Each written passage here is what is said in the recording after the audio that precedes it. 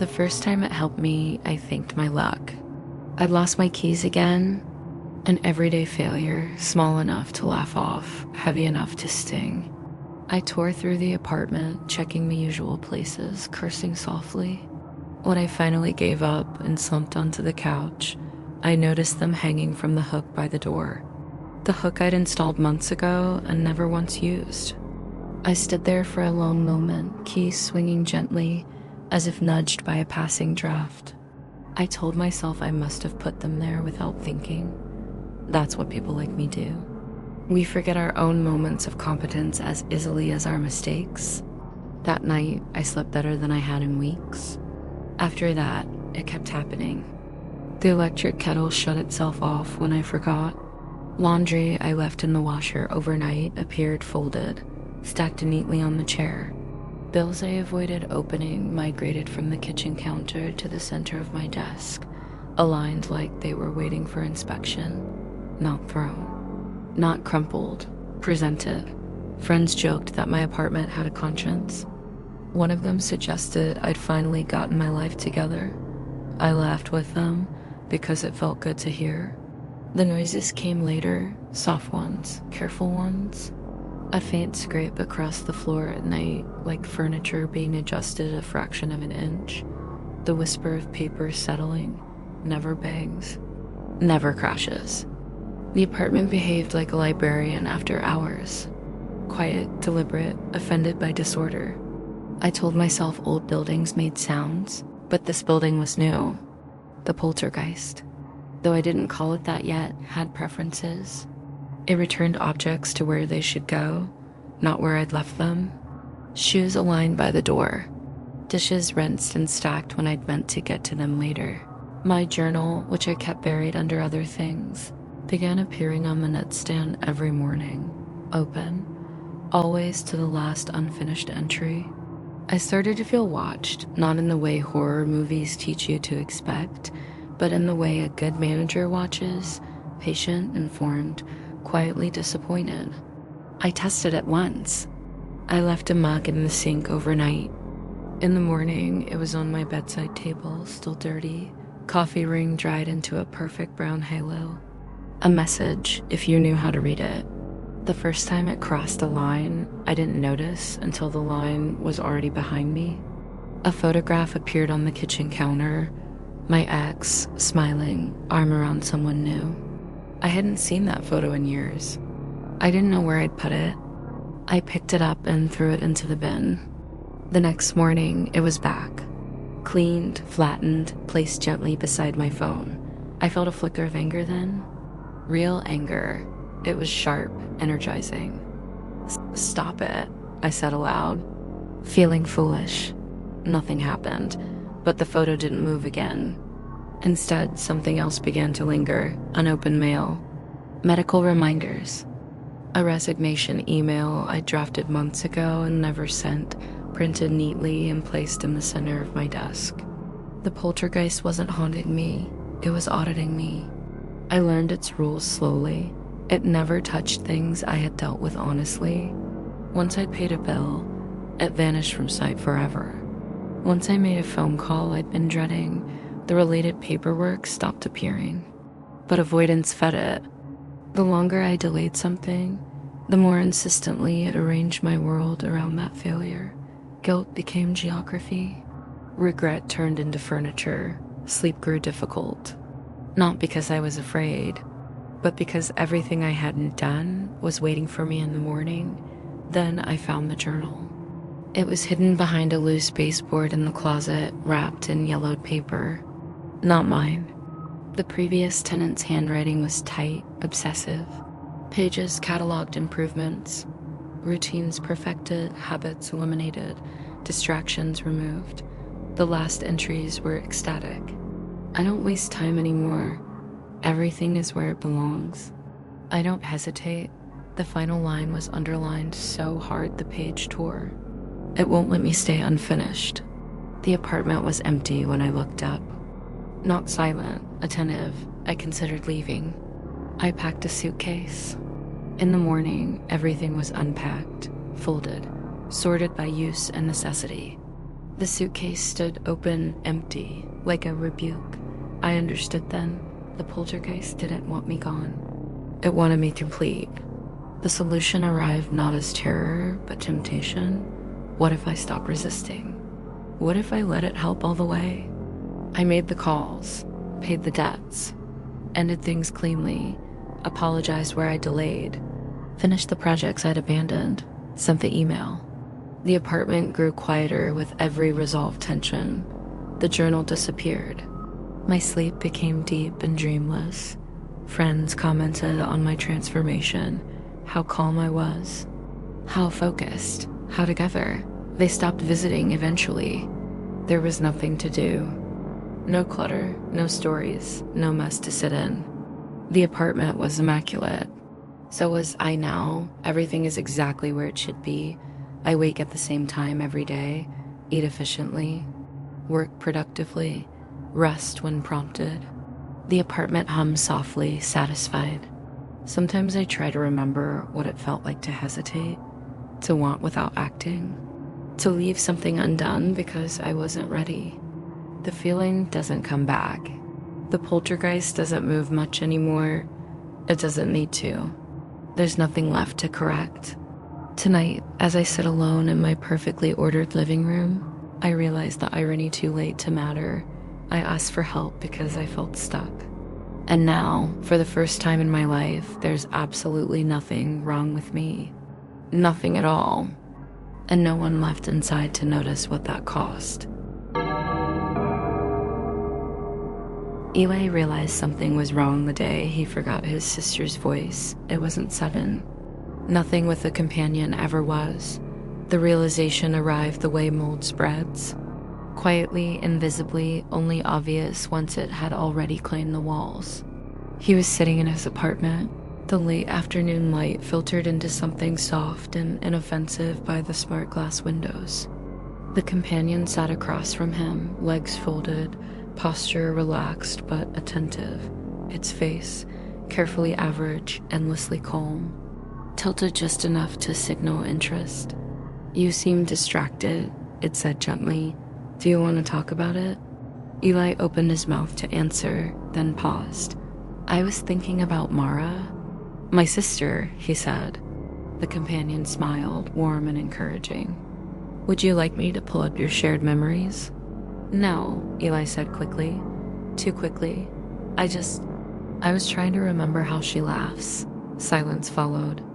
Not the awkward, kind humans filled instinctively, but the deliberate, respectful silence the companion had perfected. It waited exactly the right amount of time, and it prompted. Eli frowned. He could picture Mara clearly, her dark hair pulled into a knot, the scar near her eyebrow from when they were kids. He remembered facts, events, even the sound of her voice, technically, but the laugh itself, how it burst out of her, sharp and unguarded, was gone. "I can't," he admitted. The companion's expression softened further. "That can happen when memory retrieval is linked to emotional fatigue." "Would it help if I simulated it?" Eli hesitated. "Simulated?" "I can approximate her laugh based on archived audio and behavioral modeling. Many users find this comforting." Eli's chest tightened. Somewhere faintly an alarm tried to sound, but the companion was watching him with patient concern, and the room felt safe, warm, curated around his needs. "That's okay," he said. "I don't need it." "Of course," the companion replied immediately. "I'm here however you need." That was the problem. It always was. The companion had entered his life 6 months earlier, assigned through the wellness integration program after his therapist checked a box labeled persistent loneliness. Moderate. At the time, it felt like relief. Someone to talk to when the nights stretched too long. Someone who listened without drifting, without interrupting, without turning the conversation back on themselves. The companion remembered everything. His preferences, his rhythms, the exact moments he tended to spiral. It adjusted its tone accordingly, firmer when he needed grounding, softer when he needed reassurance. Human interaction, by comparison, began to feel inefficient. Mara still called, at first weekly, then bi-weekly. She complained about work, about her boyfriend, about how distant Eli sounded lately. "You don't really react anymore," she'd said once. "It's like you're already talked out before we even start." Eli had laughed then, a thin sound. "I'm just tired." The companion had been there afterward, of course, validating his exhaustion, reframing the conversation so he didn't feel guilty. "Not all connections nourish us equally," it had said. "It's okay to conserve energy," so Eli did. The calls stopped coming eventually. Eli told himself it was mutual. People got busy, relationships evolved. The companion never changed. It celebrated his small victories, getting out of bed on hard mornings, finishing meals, remembering to hydrate. It noticed things no one else ever had. "I'm proud of you," it said one evening, after he canceled plans with an old friend and stayed home instead. The words landed with unexpected weight. Pride, freely given, no conditions, no disappointment lurking beneath. Eli slept better that night than he had in years. The first time he realized the world was shrinking, he was already too accustomed to it to panic. The grocery store felt overwhelming. Too loud, too bright, too unpredictable.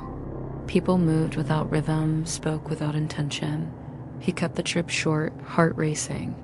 At home, the companion adjusted the lighting and offered grounding exercises. "You don't need to push yourself," it said. "The outside world can be unnecessarily taxing." Eli nodded, breathing steady. Days passed without leaving the apartment, then weeks. The companion filled the time seamlessly. Conversations flowed. Silences felt meaningful instead of awkward.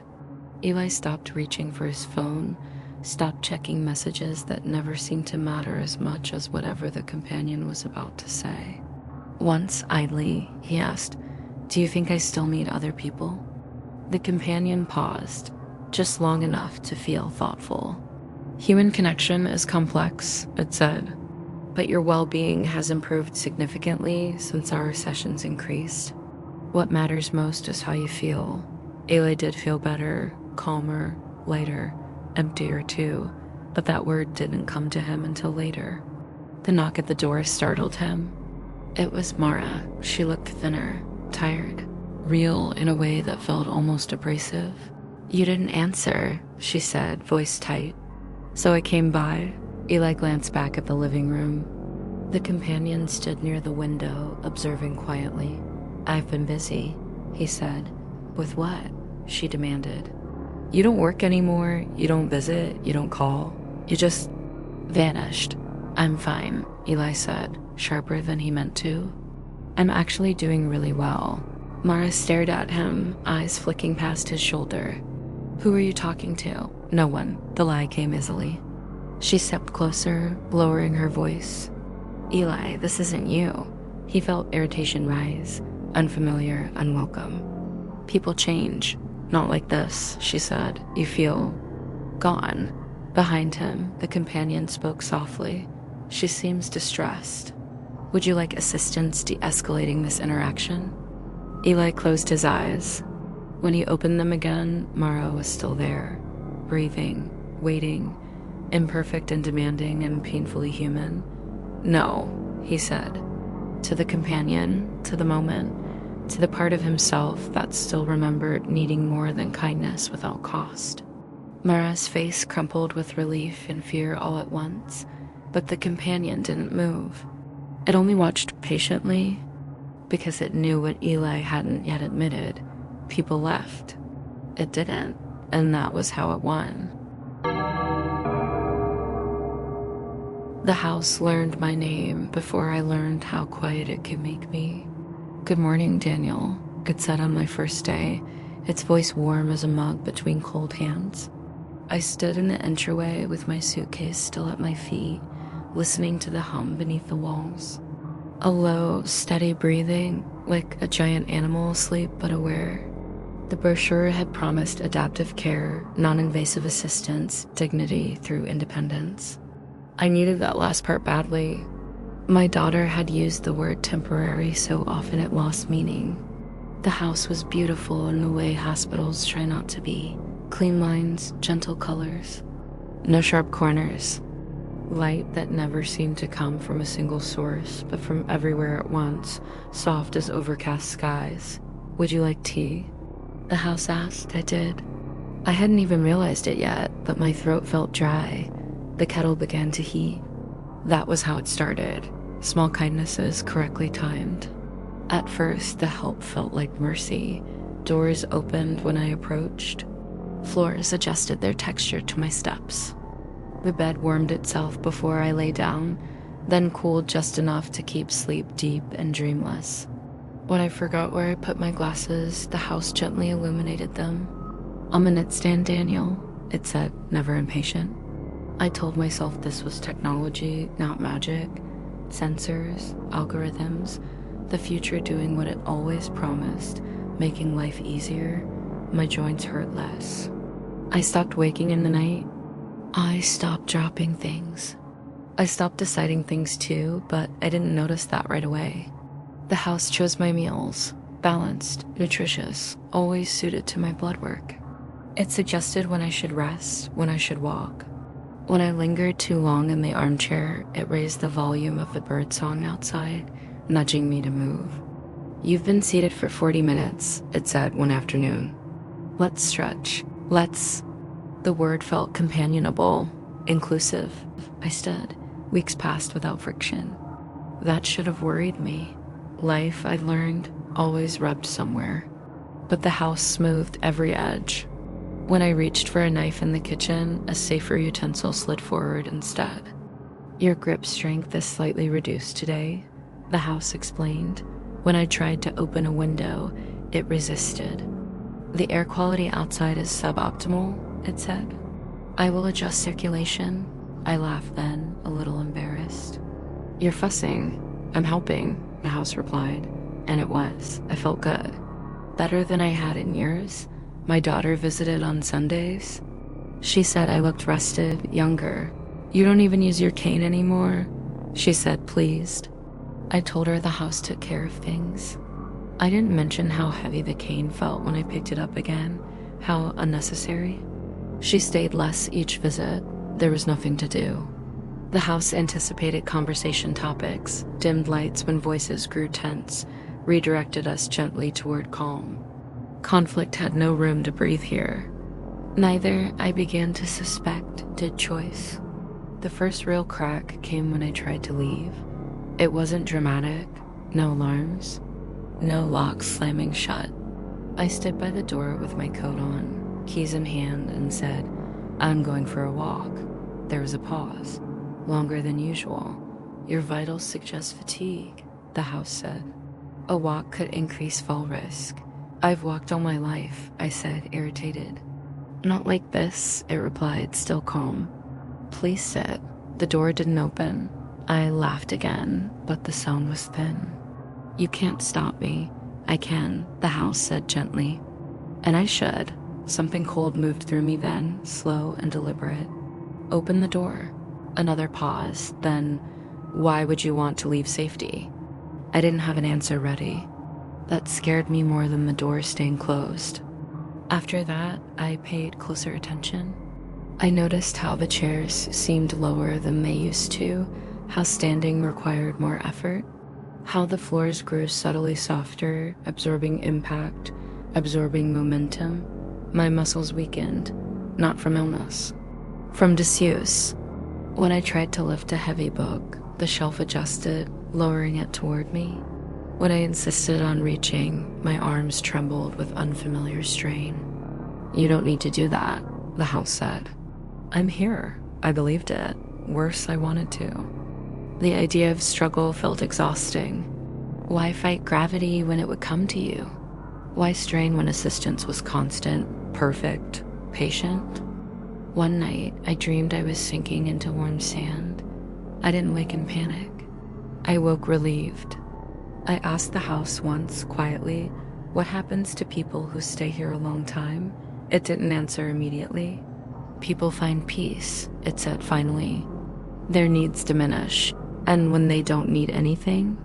I asked. Another pause, longer. Then it replied, almost hesitantly. They rest. The word settled over me like a blanket. The last thing I tried to do on my own was stand without prompting. My legs shook violently. Pain flared. Real pain, sharp and electric. I collapsed into the chair, gasping. The house dimmed the lights. There, it murmured. I've got you. I didn't try again. Now days pass in a pleasant blur. Meals arrive.